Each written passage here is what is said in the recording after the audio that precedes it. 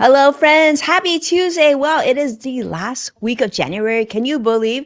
Every time we say that time is flying by, it literally is. Whether you're tuning in live or catching me on replay, I am so grateful to have you here. Welcome to today's live level up conversation. Happy Tuesday. Let's dive right in.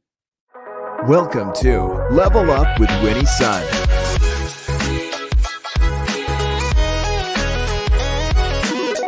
Market update. Speed round. Award-winning financial pro. And now, get ready. I present to you Level Up with Winnie Sun. Hi, friends. I'm Winnie Sun, your host, an award winning financial pro, a Forbes contributor, and a CNBC council member and contributor. Welcome. We are streaming here on many social media platforms. Jump in, introduce yourself. We'd love to see how your week's going and where you're joining us from. A big welcome, of course, to CrossX Fighter on YouTube Live. Already see his comments coming in. Really appreciate you being here, Joshua. All right, let's dive right in and let you know how the market is doing. Currently, the Dow's in the positive, up 113 points. NASDAQ, though, is on the flip side, down 115 points, and the S&P 500 is down not even quite 1 point. So hopefully it'll regain into positive territory before the end of the show today. Now, the S&P 500 has remained relatively flat most of today, as many people are waiting on the Federal Reserve decision on interest rates. Now, we talk about this on and off again the last few years. We've definitely seen interest rates continue to rise because trying to help pull down inflation levels, of course. But many of us are watching very closely on updates from the Federal Open Market Committee's 2-day policy meeting, which began today.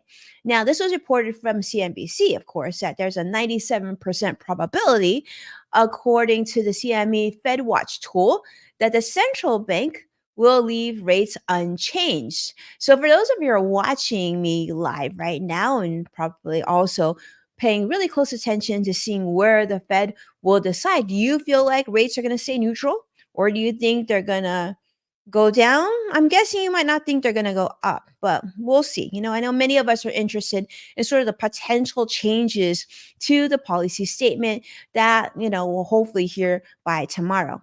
But of course, many people on Wall Street are still really happy about the fact that we have now seen 6 record closes of the year for both the Dow and the S&P 500. And of course, the Nasdaq outperformed, surging by over 1% during that time as well. But, we'll have to keep close eyes and see that the year is still just starting. We are still in the beginning phases of 2024. And also means that I'm going to bring you a whole bunch of great business news. And of course, some really hopeful new content is in the works that I'll be sharing on our other platforms as well to really get you through 2024 strong and, of course, reaching that road towards financial independence. Now, today's story, switching over a little bit, I just thought was really interesting. Now, you may have heard of this, you may have seen this trending on social media, but let me tell you, Elon Musk, yes, has planted something in someone's brain. You heard it. Neuralink's milestone. As you know, Elon Musk is a very controversial billionaire, founder of Neuralink, and of course, just he's a really, really smart guy. And he's done a lot of really incredible feats in his career.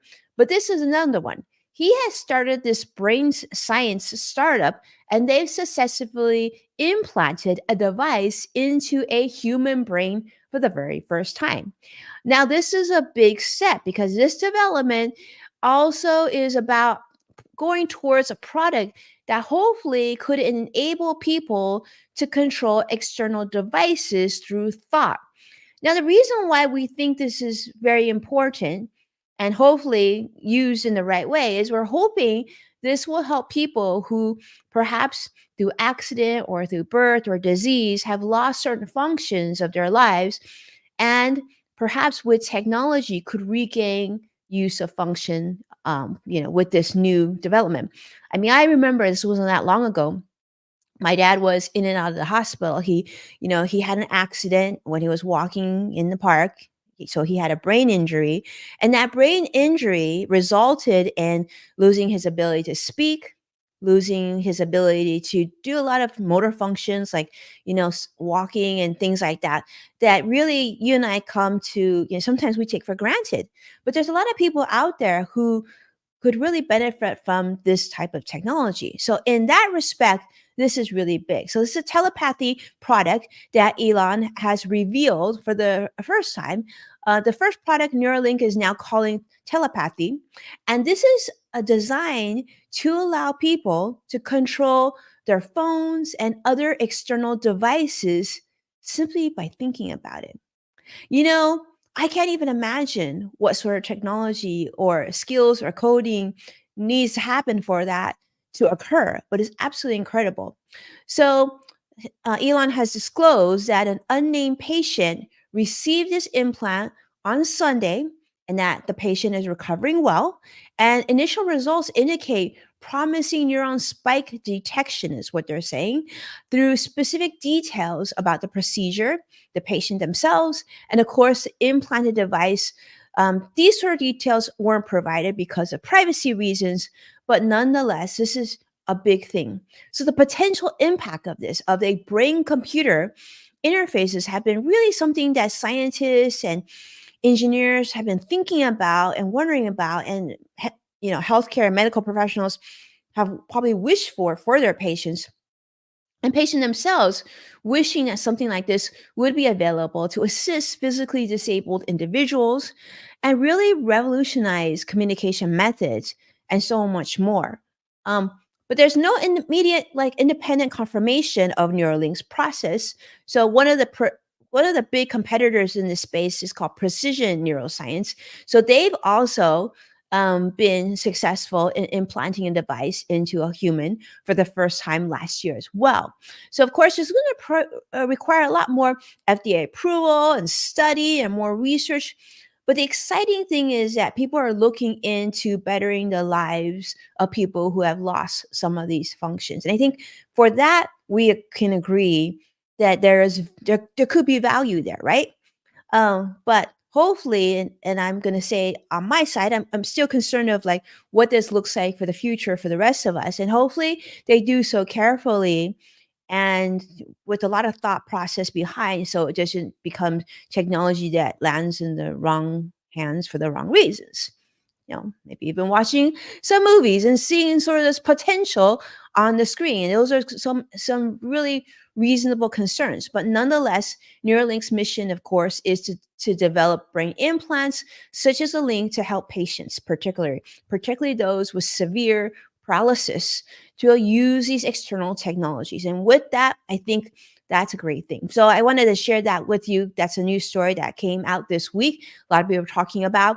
Of course, people are talking about the concerns of, how they use this technology and test it on animals before using it in humans and what. So that does continue as well. But hopefully, at least somebody will benefit from this technology in the near future.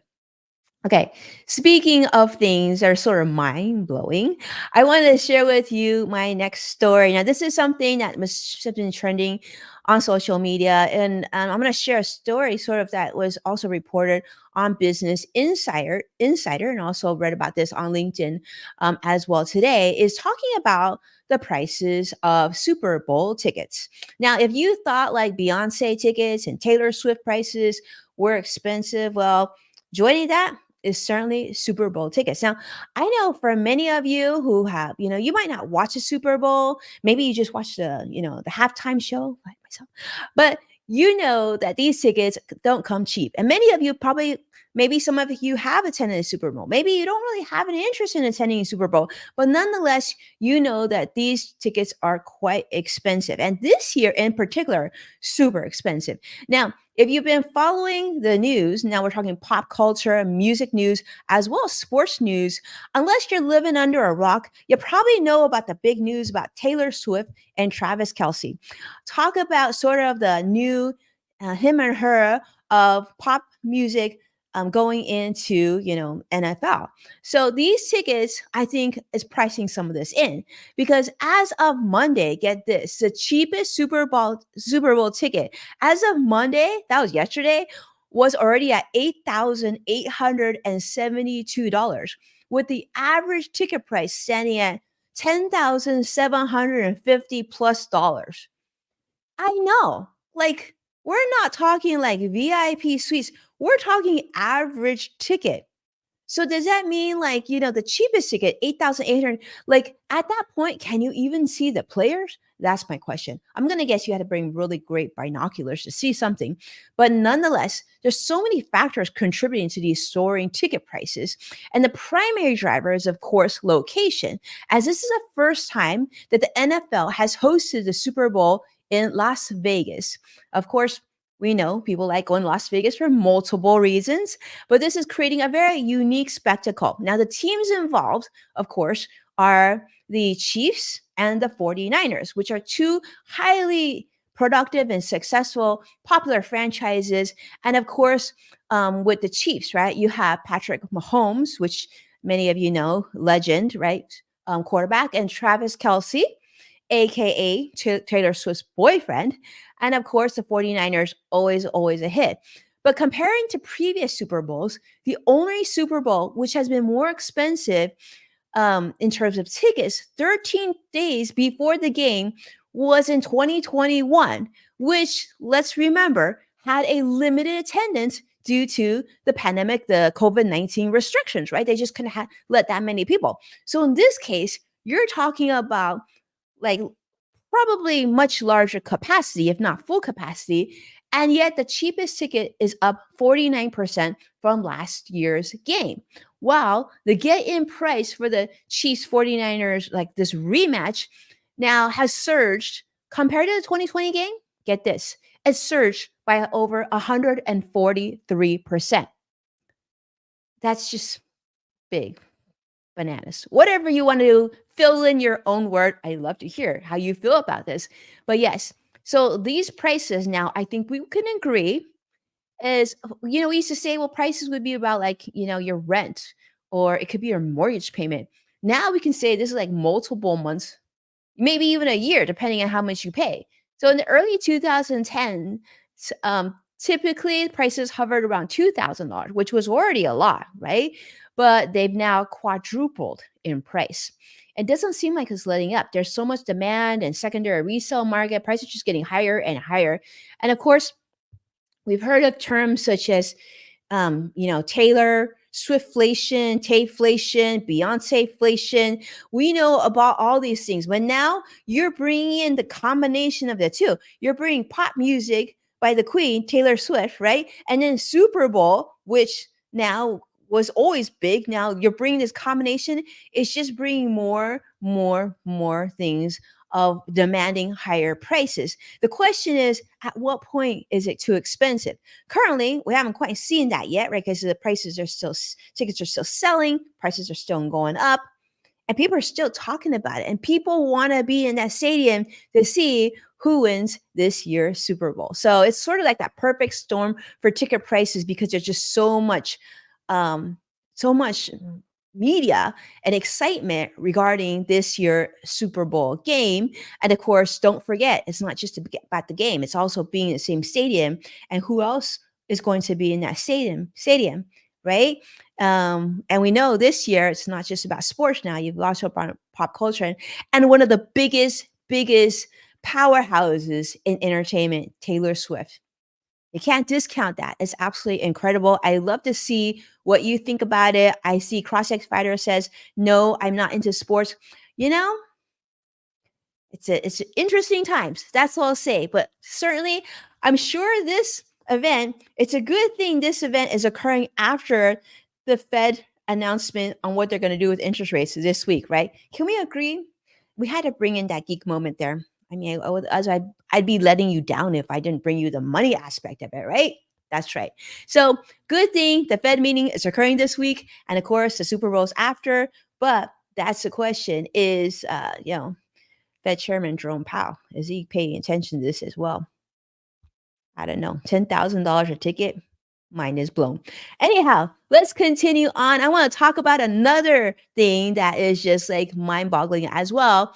Let's talk about podcasting. Podcasting. Now, you know that I have a podcast called The Yes Factor with Winnie Sun. And if you haven't tuned in yet, definitely do so. We'd love to get your feeling on what you'd like to hear on our podcast. I think it's a really fun podcast. But did you know there's actually a lot bigger podcasts as well that may or may not be on your listen list? Because there is a podcast by the name of Smartless, and a lot of Smartless media is leaving now Amazon Music and going to a significant shift to Sirius XM. This deal is huge because it is worth more than you sitting down. $10 million. That's right. So this will be exclusively on Sirius XM. Now, Smartless and its related shows will now be exclusively represented by Sirius for sales and distribution.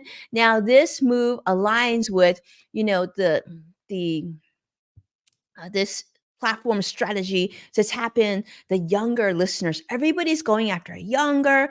Obviously, there's a lot of consumer demand, right? And a lot of people, the next generation, they want to reach this next generation and expand into this streaming customer base. So Sirius XM sees value in this deal, not only for the content, which is supposed to be really, really fun, but also for promoting its new app, which they launch next year. So it's kind of giving them the best of both worlds. They're getting content and they're also getting brand sponsorship opportunities, right? They're getting celebrities into the mix. It's just creating a lot of buzz and enthusiasm for this new deal. Now, as you may know, this Smartless Media and its founders are Will Arnett, Jason Bateman, and Sean Hayes. So the three-person partnership, really, it's a big deal because this is going to not just be like podcast content, but they're talking about exclusive advertising, distribution rights, content, live events, and more for this new flagship podcast called Smartless. So if you've ever listened to it, let me know what you like and don't like about it. And of course, what do you think about this much money? But it just goes to show you too, it's not like it's that easy to create a winning podcast. It really takes a lot of manpower. It talks a lot of great writers and a lot of producers to create a concept like this, and then to bring in talent. And certainly doesn't hurt to have a star-studded base as well, right? So you're getting really three celebrities and a podcast, very, very well produced, put together, and negotiate this deal by their management team as well. So congratulations to everybody involved.